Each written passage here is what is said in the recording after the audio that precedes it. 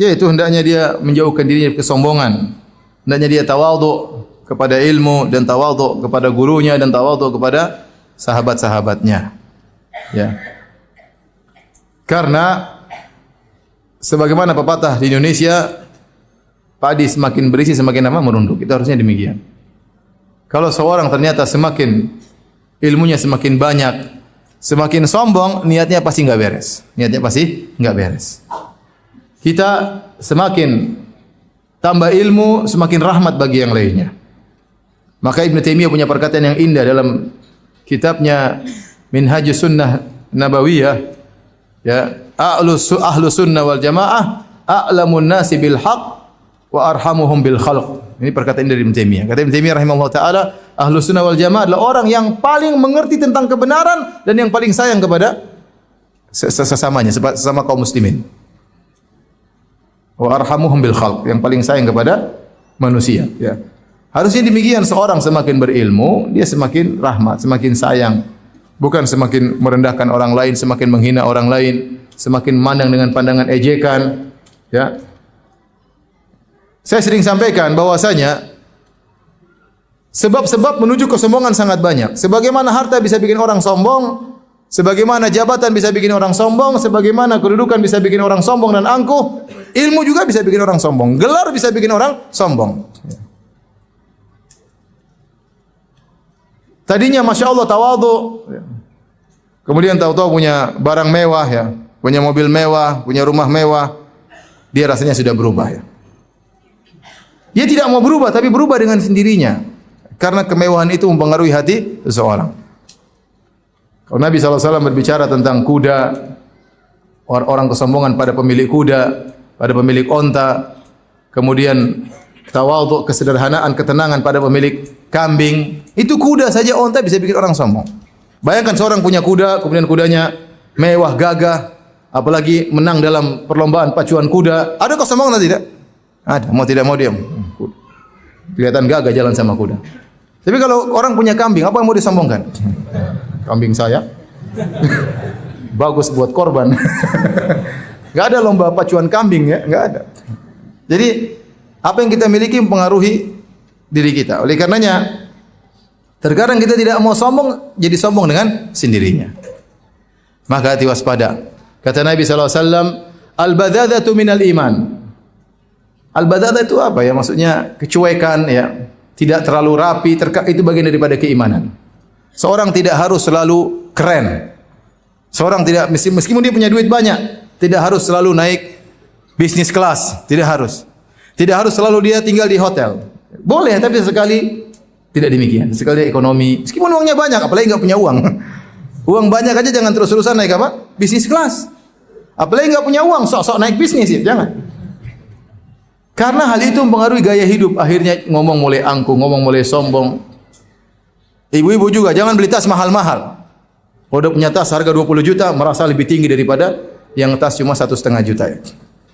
Mau tidak mau, dia tidak ingin sombong, tapi kesombongan akan masuk dalam dirinya dengan dia tidak sadari. Kenapa pola hidup yang kaya bisa bikin orang sombong, yang mewah bisa bikin orang sombong. Ini makanya hati-hati. Ini juga tidak pantas bagi seorang penuntut ilmu selalu keren, selalu bergaya hidup yang mewah, tidak, ya. Kita diberi kemudahan. Alhamdulillah, terkadang kita juga susah, enggak ada masalah, ya. Oleh karenanya, kalau seorang punya uang banyak tidak harus makan di restoran mewah terus. Sesekali makan di pinggir jalan. Sesekali ngundang tetangga yang miskin makan bareng di rumah. Seperti itu. Ini semua untuk menghilangkan apa? Sombongan, ya. Tidak harus selalu tidur di atas, terkadang tidur di bawah juga enggak ada masalah, ya. Harus kita latih. Kalau tidak, kesombongan tersebut akan masuk dalam diri kita tanpa kita sadari. Ini itu bahaya bagi penuntut ilmu. Di antara hal yang membuat orang mudah untuk sombong adalah ilmu. Bahkan mungkin menuju pada kesombongan lebih cepat daripada pemilik harta. Dia punya ilmu, dia sudah hafal ini, hafal anu, mudah begitu sombong. Ya. Oleh terkadang kita dapati pada penghafal Quran ada kesombongan. Dan itu kita lihat. Bahkan pengajar Al-Quran juga mengatakan demikian. Terkadang seorang kalau niatnya tidak dia perhatikan, dia sudah hafal 30 juz, mulai ada apa? Keangkuhan. Ya. Mulai ada keangkuhan. Kenapa? Ilmu yang dia miliki membuat dia menjadi angkuh, hati-hati. Seharusnya ilmu yang dia miliki membuat dia semakin tawadhu, bukan semakin sombong dan angkuh. Nikmat yang Allah berikan kepada kita bukan untuk kita gunakan untuk merendahkan orang lain, tapi nikmat yang Allah berikan kepada kita berupa ilmu, berupa kecerdasan, berupa hal-hal seperti itu untuk kita syukuri, bukan untuk kita sombongkan. Maka hati-hati, seorang menuntut ilmu jauhkan dirinya dari kesombongan. Ya. Saya beberapa kali ditanya, Ustaz, saya belajar gini, baru hafal ini, kok saya merasa ujub, merasa sombong. Saya sering sampaikan, apa yang antum sombongkan? Baru ngaji 2 tahun, 3 tahun sudah apa? Sombong. Juz amma saja masih belepotan sudah apa? Sombong. Bahasa Arab aja belum bisa sudah sombong. Di Madinah anak kecil bisa bahasa Arab, tidak ada yang sombong. Terkadang kita ini sombong, kenapa? Karena jagoan kampung. Sombong di antara teman-teman kita yang paling hebat, merasa hebat. Kita enggak tahu ternyata banyak orang hebat di luar sana. Ya. Ternyata banyak orang hebat di luar sana. Ya. Dan itu juga waktu saya pergi ke Madinah, belajar di Madinah. Ya, kalau saya dulu di kampung ya mungkin saya paling jagoan lah mungkin ya. Saya tidak tahu ternyata banyak jagoan di luar sana. Begitu saya tiba di Madinah, subhanallah, teman sekamar saya orang Sudan. Orang Sudan ngomongnya Arab, Arabnya lancar banget. Saya aja nggak bisa bahasa Arab begitu. Ngomong kadang saya belajar bahasa Arab, saya mau ngomongin, dia kasih tahu. Ini. Ya itu. Dia ngajar saya kosakata. Sampai bagaimana saya lihat dia, salat malamnya Masya Allah. Kemudian kalau kita naik bis, dia baca di tengah-tengah cahaya dia baca. Kemudian dia baca Al-Quran, hafalan Al-Quran, hafal matan-matan 1000 bait. Subhanallah. Saya baru tahu, sangat sadar bahwasanya kita ini jahil. Ya, kita ini jahil.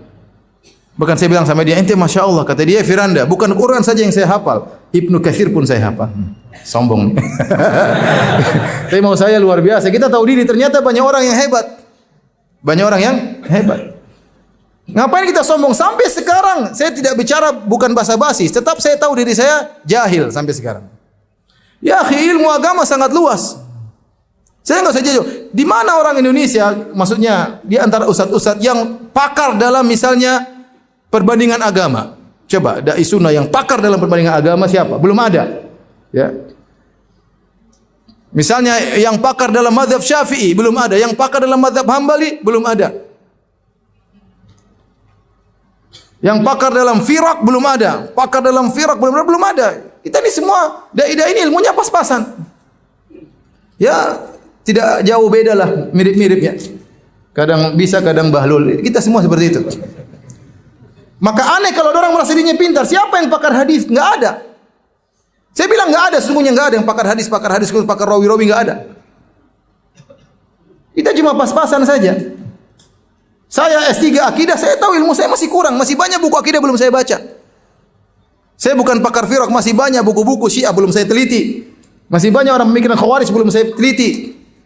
Mu'tazilah dan yang lainnya. Meskipun saya banyak baca, tapi saya itu ilmu saya kurang. Saya ingat, saya bukan mujamalah, bukan basa-basi, memang saya jahil. Maka seorang semakin menuntut ilmu, dia tahu dirinya jahil.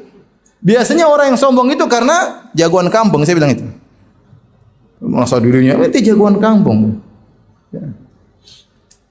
Terus orang mulai bicara ini, bicara, ya kita ini jauh daripada ilmu yang seharusnya. Oleh karenanya ilmu yang kita miliki jangan sampai membuat kita sombong, karena ketahuilah itu adalah nikmat dari Allah yang harus kita syukuri, dan kita masih jauh daripada orang-orang sana yang luar biasa ilmu mereka ya. Oleh karenanya seorang tahu diri, jangan sampai dia terpedaya dengan ilmunya kemudian menjadi sombong dan angkuh.